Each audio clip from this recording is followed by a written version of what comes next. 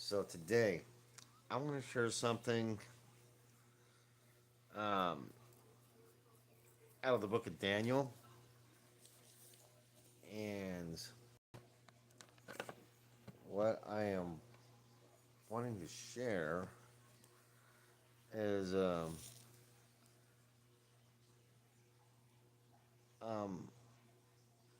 about uh, the antichrist, and I think the book of Daniel gives us a clue as as who the antichrist is. It's going to be a single person, and I also believe that the antichrist will come from the Middle East, um, somewhere. And I'm going to read from Daniel chapter 11, 20 through 45, which is the end of the chapter, to kind of help you see why I believe this is the case. Um, I've heard rumors and and accusations that the Antichrist was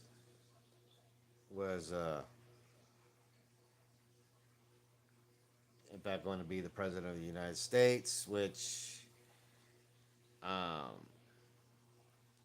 doesn't make sense because, as far as I recall, there is nothing mentioned about anything in the far west being involved in the end times, in the end battle against the Antichrist. So, anyway, so I really do believe that the Antichrist will come from somewhere in the Middle East.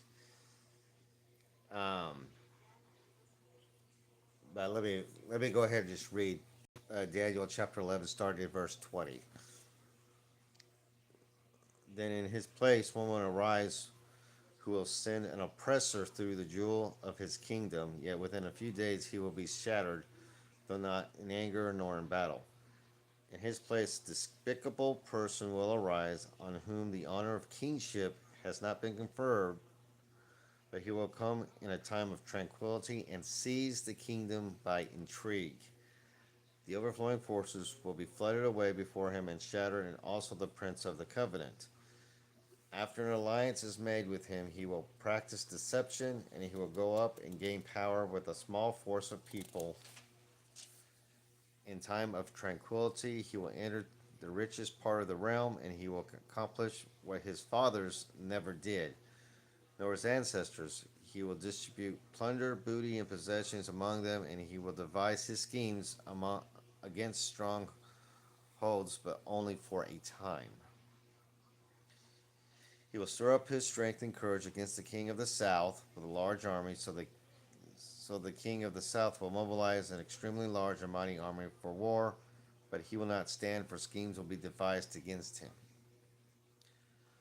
Those who eat his choice food will destroy him, and his army will overflow, but many will fall down slain. As for both kings, their hearts will be intent on evil, and they will speak lies to each other at the same table, but it will not succeed, for the end is still to come at the appointed time. Then he will return to his land with much plunder, but his heart will be set against the holy covenant, and will take action and then return to his own land. At the appointed time he will return and come into the south, but this time it will not turn out the way it did before. For ships of Kittim will come against him, therefore he will be disheartened and will return and become enraged at the holy covenant and take action. So he will come back and show regard for those who forsake the holy covenant. Excuse me. Forces from him will arise, desecrate the sanctuary fortress, and do away with regular sacrifice. And they will set up the abomination of desolation. By smooth words he will turn to godlessness those who act wickedly toward the covenant, but the people who know their God will display strength and take action. Those who have insight among the people will give understanding to the many, yet They will fall by sword and by flame, by captivity and by plunder for many days. Now, when they fall, they will be granted a little help, and many will join with them in hypocrisy. Some of those who have insight will fall in order to refine, purge, and make them pure until the end of time, because it is still to come at the appointed time. Then the king will do as he pleases, and he will exalt and magnify himself above every god, and will speak monstrous things against the God of gods. And he will prosper until the indignation is finished, for that which is decreed will be done. He will show no regard for the gods of his fathers, or for the desire of women, nor will he show regard for any other god, for he will magnify himself above them all. But instead, he will honor a god of fortresses, a god whom his fathers did not know. He will honor him with gold, silver, costly stones, and treasures. He will take action against the strongest of fortresses, and then help of a foreign god. He will give great honor to those who acknowledge him, and will cause them to rule over the many, and will parcel out land for a price. At the end of the time, the king of the south will collide with him, and the king of the north will storm against him with chariots, with horsemen, and with many ships, and he will enter countries, overflow them, and pass through. He will also enter into the beautiful land, and many countries will fall, but these will be rescued out of his hand: Edom, Moab, and the foremost of the sons of Ammon. Then he will stretch out his hand against other countries, and the land of Egypt will not escape, but he will gain control over the hidden treasures of gold and silver, and over all the precious things of Egypt, and Libyans and Ethiopians will follow at his heels. But rumors from the east and from the north will disturb him, and he will go forth with great wrath to destroy and annihilate many. He will pitch the tents of his royal pavilion between the seas of the beautiful holy mountain, yet he will come to his end, and no one will help him. So, um, the reason why I believe that the Antichrist is more likely going to come from somewhere from the Middle East is because it talks about, going up against the armies of the South, going against the armies of the North. Um, Rumors from the East, and that he actually enters into the beautiful land to conquer it, to try to conquer it and destroy it. But God will rescue that land, and that's Israel. Beyond a shadow of a doubt, to me, that's Israel. So, if you got rumors from the Middle East, and he's already going up against the South and the North, and he will win against the South and the North, because they will eventually join him to attack Israel. And then rumors of the East, well, that would be to be the Far East. So that's why I think the Antichrist will come from somewhere in the Middle East. But here's the thing: he's not going to come during times of great war and great strife and great conflict. It's going to be a man, a single man, not a married man, and also I believe that this person, this Antichrist, is not going to come from a position of power.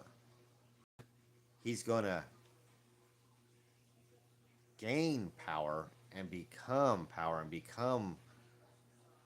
a ruler of all. But initially, he's not going to be a political figure in my belief in reading this. He's gonna, like a snake, he's gonna slither his way up from nothing to the top. And he's not gonna do it in times of conflict, in times of war. He's gonna do it when it's time, in times of peace. Um, and so, because of the book of Daniel, this is why I think the Antichrist is going to be from the Middle East, He's going to be single, uh, and he's not going to be a political figure at first. Um, he's going to be very charismatic. Um, and he's going to rise through power. And then when he has that power, um, for those who join him, he's going to reward them with power, with land, whatever. But it says it comes with a price. Well, that price is that they're going to have to obey his every word, um, at no matter what cost it is to their souls. He'll parcel land for a price, and that price is going to be death. Guarantee it. But um,